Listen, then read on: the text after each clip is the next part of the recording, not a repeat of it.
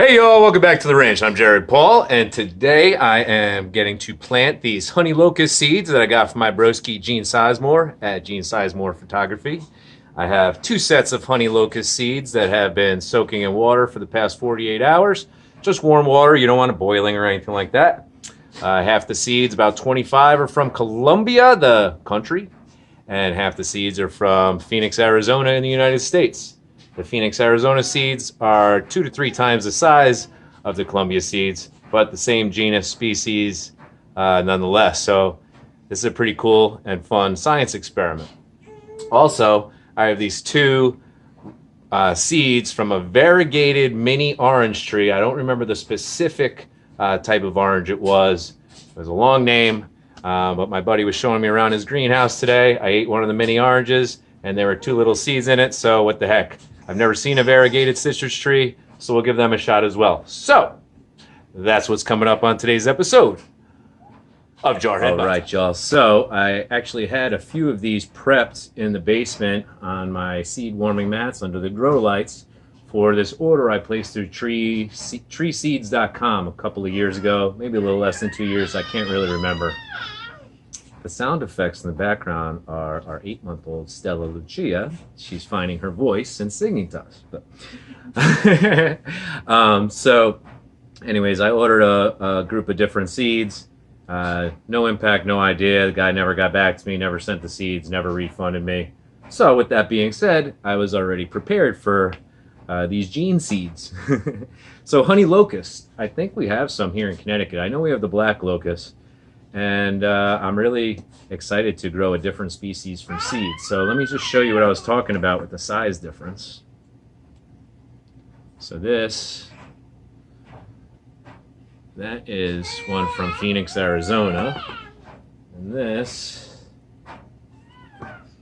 is the one from Colombia. Drastic size difference. And even the one from Arizona is slightly lighter. So very cool. So what's in these? These are biodegradable little pouches. They look like open tea bags, and I have them filled with a little starter mix. That's the type of mix that you get when you do like a bonsai seed starter kit. It's mainly peat moss. You hydrate it, it expands a little bit, and then and it's really good for starting seeds because it's so fine that the little fine roots have a chance to spread and I don't know, grow out and spread. They're not just going against large granules like if you were to do it in perlite or pumice or something like that. So the finer the grains, the better. Okay, I haven't counted these exactly. I only have so much room in my little grow light box that I have upstairs. I don't feel like going down to the basement all the time now.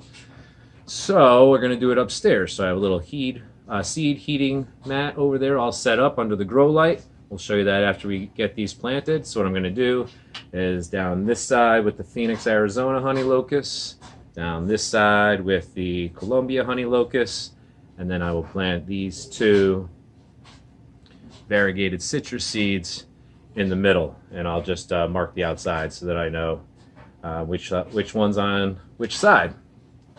And then we'll set it up under the grow light and hope for the best. Usually between 2 and 4 weeks, you should see tree seeds germinating. Yeah, Stella, it's exciting. So, quite simply like this, I'm gonna just drop them in the pouch, work it a little bit into the soil, and then just leave it, okay? And when I get all these seeds planted up, you guys will join me over at the grow light and we'll talk about how that setup's gonna be. So, hey, baby. Are you doing your puzzle? You having a good day? I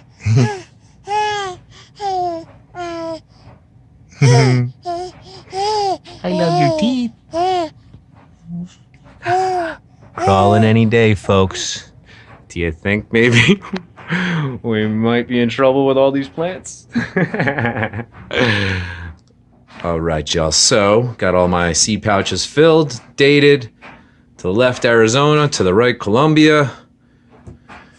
And in the middle of those two citrus, which I don't know the name of anyways, I'll end up looking up, so no point in writing it down there. I know they're there. So we got all our pouches, and they're in a nice strip tray, no holes in this bad boy. And what you want to do with this seed starter, I'm guessing mainly peat moss and stuff like that, is you want to bottom fill, and then it'll soak up. You don't want these overly wet. And I don't like to disturb the seeds once they're already in there. So if you wait till after to do the watering of your seeds, I would just do an indirect watering. Let the tray fill up a bit until you see, until you see them kind of like moving around like they're floating. And it will absorb from the bottom and moisten that just enough. Your seeds need to be moist, but you don't want them soaking, sopping wet. Okay, let's show you where the grow light is. All right, so here we are. This is the only grow light in the upstairs part of the house. So if I don't feel like going on to the basement to check them every day, I had to make some room. So those plants got moved, and here we are.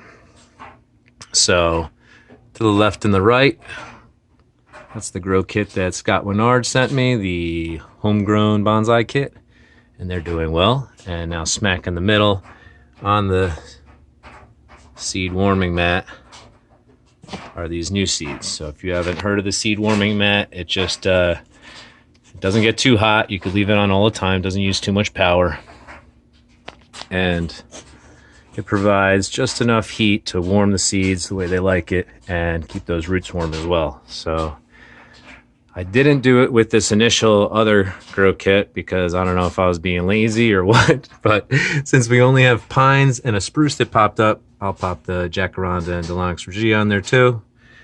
And boom, we got our honey locust started. So I'll keep this grow light on. I usually turn it on right before I start work around 5, and then as the sun goes down, I turn it off. So I'd say between 12 and 14 hours of artificial light, which I need to replace one burnt out. All right, cool. So you see it's a crazy snowy day here in Northwest Connecticut.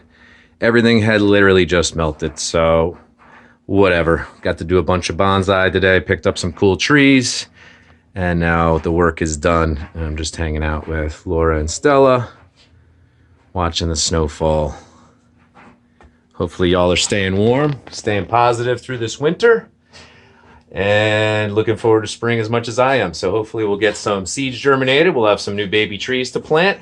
And once again, thank you, my friend Gene Sizemore. Semper Fi, brother. Hoorah, hooah. And for all my other broskies and subscribers out there, thank you so much for following along, supporting me, helping me out, and making this so much fun. So I'm Jared Paul, from my family to yours. All right, if you have an extra minute, I have some footage of one of the really cool greenhouses I got to go tour. And if you missed the videos on my new 70+ Japanese maples or the new flowering pomegranate, there's a couple of shorts announcing the arrival of those to the ranch. And just a quick tour following this of that epic greenhouse with such a generous friend of mine that hooked me up. Fall that I started working here, they had a photography crew come in to decorate one room in the house to take photographs, Christmas photographs, to make a Christmas, like a company Christmas card. And one of the things they used were these little myrtle topiaries in 4-inch pots. And there were these tiny little things. 4-inch pots. Isn't that cool? That thing's old. That was old when I started working here. All right, Japanese maples planted in the ground in the 1930s or 40s. I mean, I think the snow even makes it more epically beautiful. All right, that's the sound. It's time to go.